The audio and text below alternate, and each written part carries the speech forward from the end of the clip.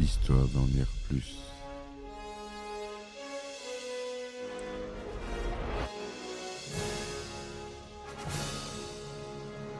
Eh ben attendez, on est en France. Allez, cul sec. Hop.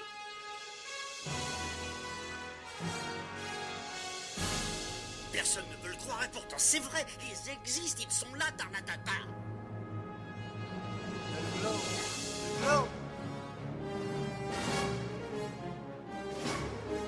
Il faut qu'on pète.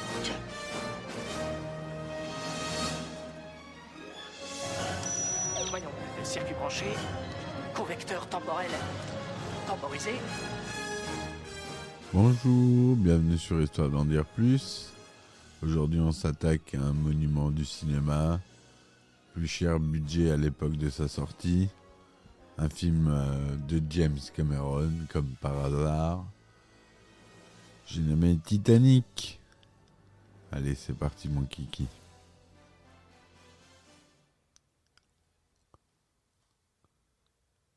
Alors Titanic, ce fameux film devenu culte avec le temps, c'est pour ça que je l'aborde ici,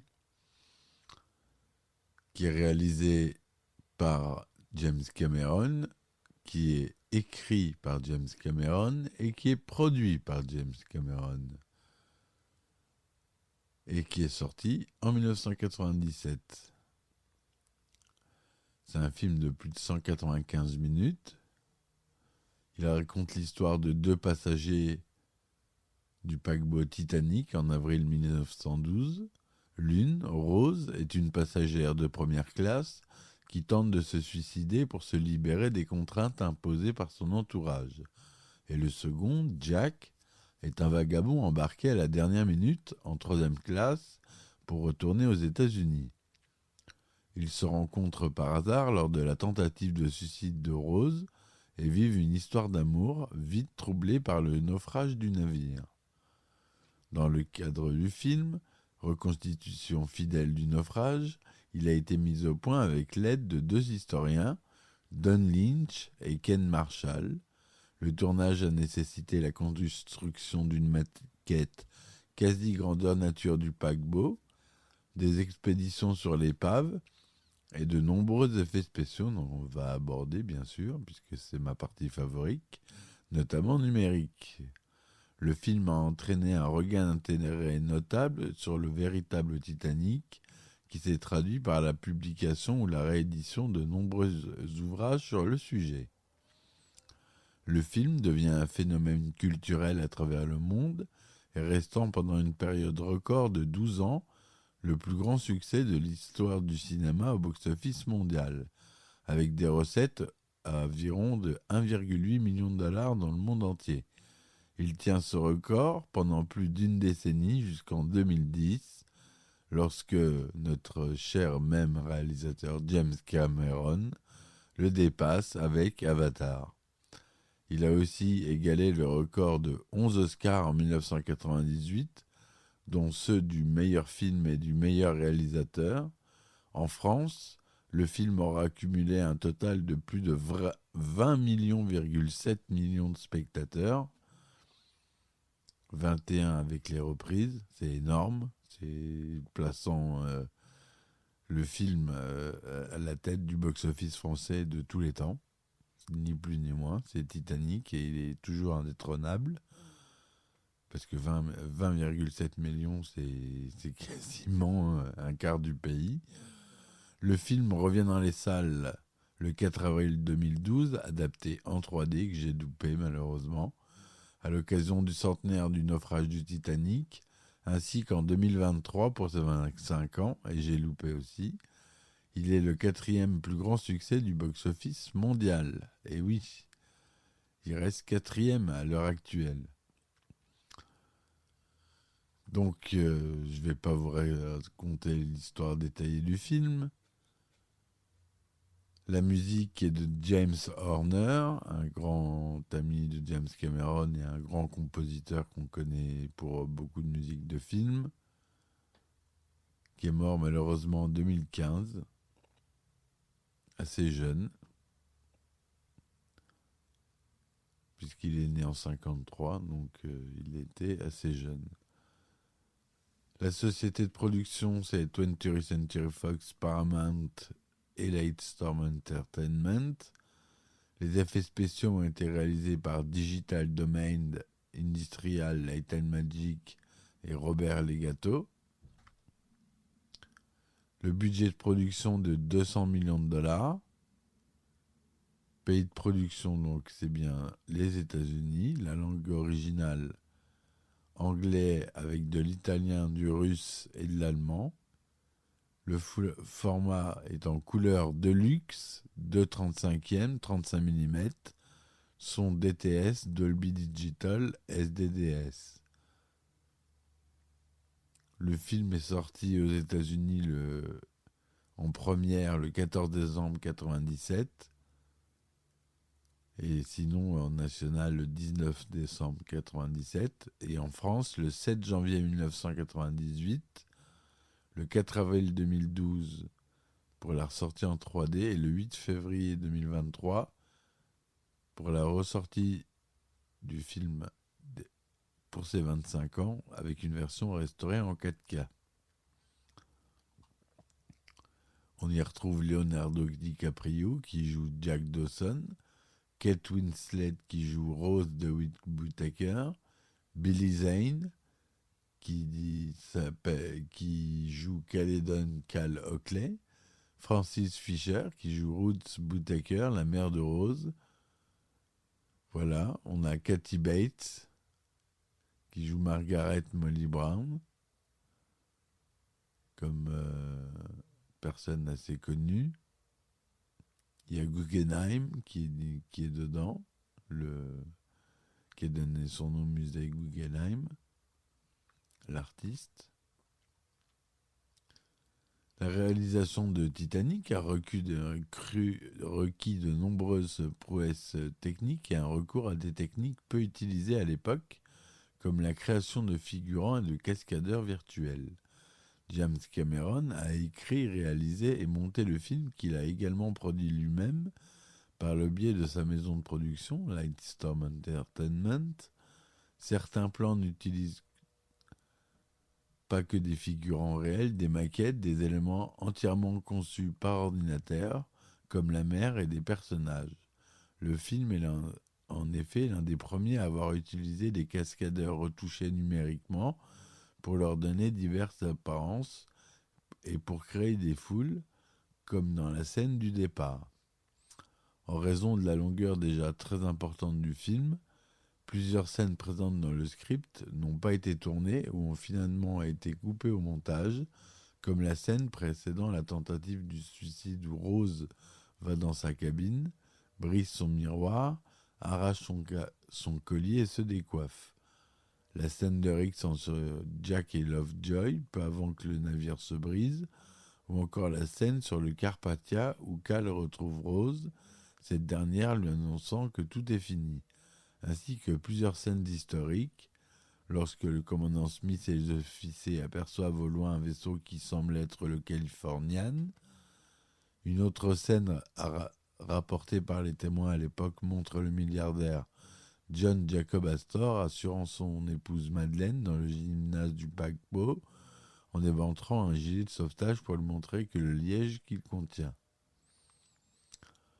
Le projet, depuis longtemps présent à l'esprit de Cameron, a commencé à voir le jour quand le réalisateur a filmé des icebergs au large de la Nouvelle-Écosse, donnant au film le titre fictif de Planet Ice.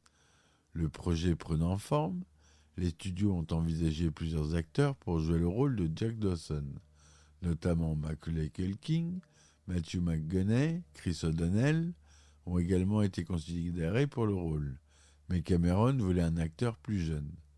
Concernant le rôle de Rose, Gwyneth Paltrow pour Rose jeune et Fay Wray pour Rose âgée ont été envisagés, mais cette dernière refusant par peur que cette expérience soit traumatisante pour elle. Robert De Niro s'est quant à lui vu offrir le rôle du capitaine Smith, mais a dû refuser, souffrant à l'époque d'une infection gastro-intestinale. C'est finalement la directrice du casting, Mali Finn, qui convainc Cameron d'engager Kate Winslet puis Leonardo DiCaprio. La première rencontre entre les deux acteurs confirme qu'ils ont le talent et l'alchimie nécessaires pour rendre crédible la romance entre Jack et Rose. Les acteurs campant des personnages réels, par exemple Bernard Hill, le commandant Edward Smith, Eric Baden, Jacob Astor-Cat, ou encore Jonathan Hyde, qui joue Joseph Brown, Bruce Ismay, ont été choisis pour leur ressemblance physique avec le personnage qu'ils interprètent. Pour les besoins du tournage, une maquette à taille réelle du paquebot a été construite. Les constructeurs ont pour cela consulté les plans originaux du paquebot fournis par les chantiers de Harland & Wolff, constructeurs du Titanic. Une maquette d'étude de 8 mètres a également été construite avant le début des travaux. La construction du décor grandeur nature a débuté le 31 mai 1996, 85 ans jour pour jour après le lancement du Titanic.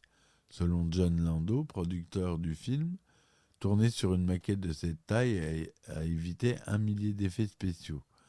Pour faire des économies, seul un côté de la coque a été construit. Des observations météorologiques ont déterminé que le meilleur côté était le flanc tribord du paquebot. Or, le jour de son départ, le Titanic présentait son flanc bâbord au quai.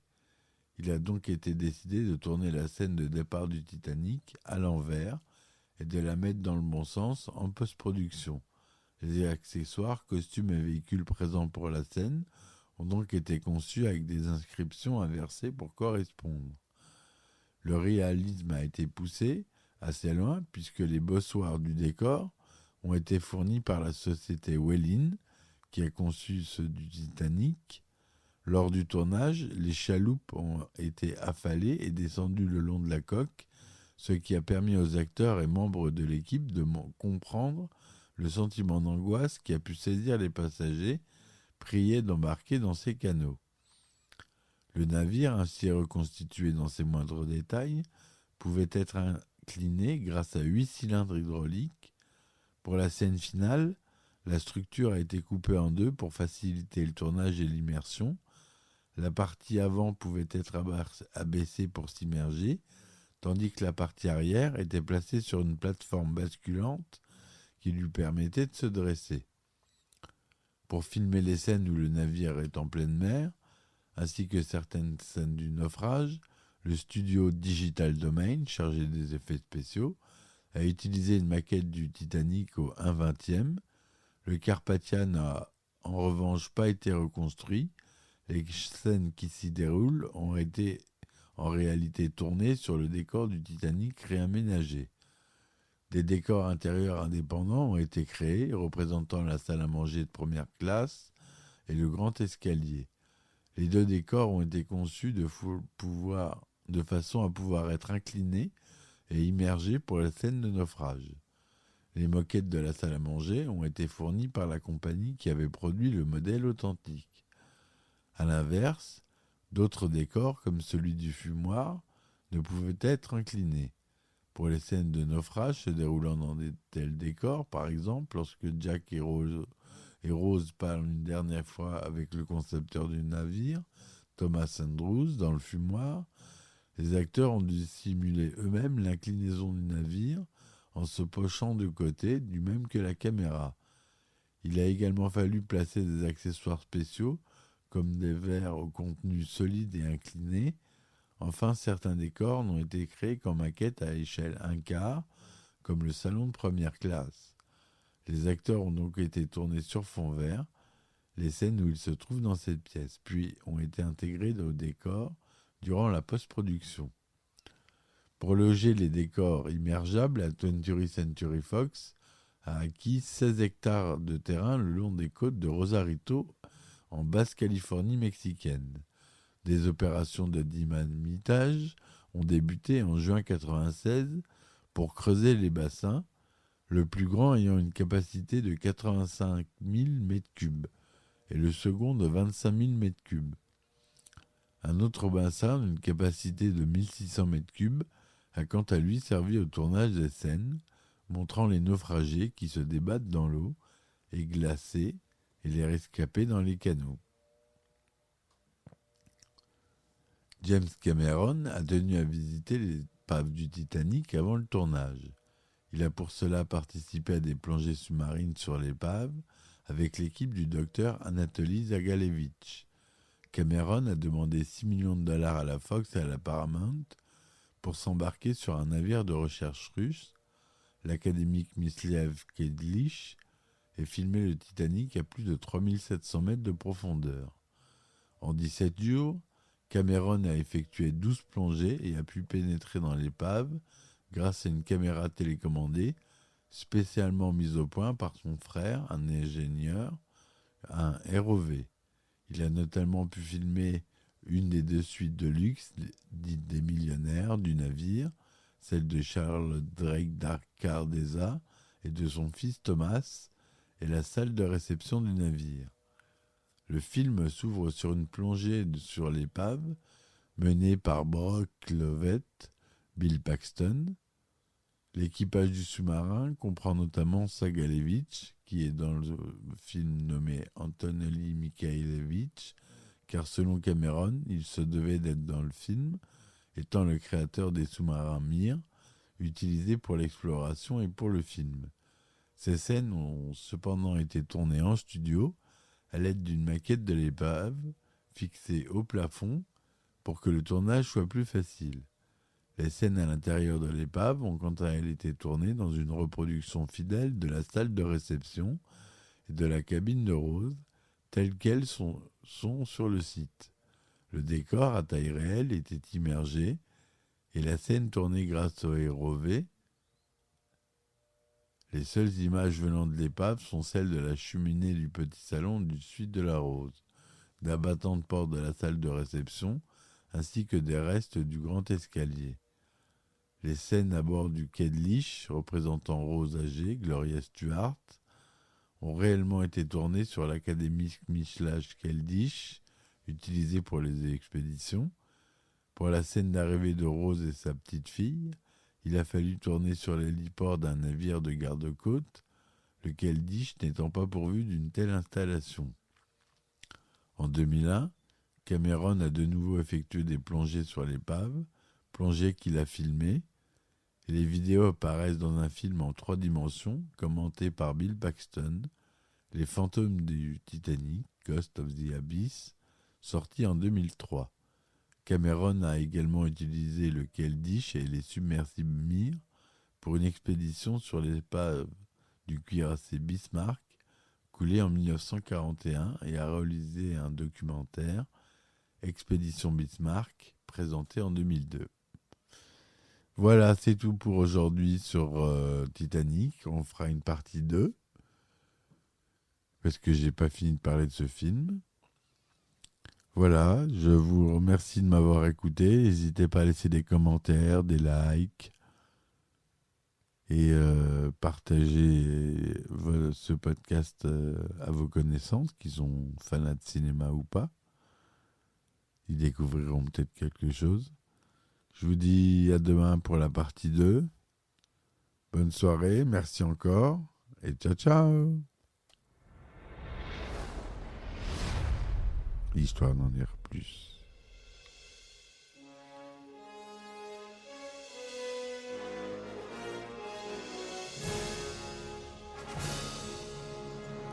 Eh ben attendez, on est en France. Allez, cul sec.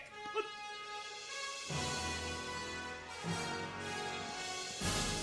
Personne ne veut le croire et pourtant c'est vrai, ils existent, ils sont là, Tarnatata.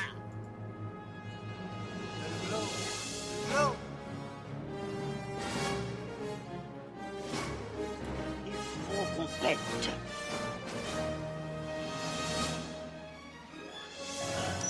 Voyons, circuit branché, convecteur temporel temporisé,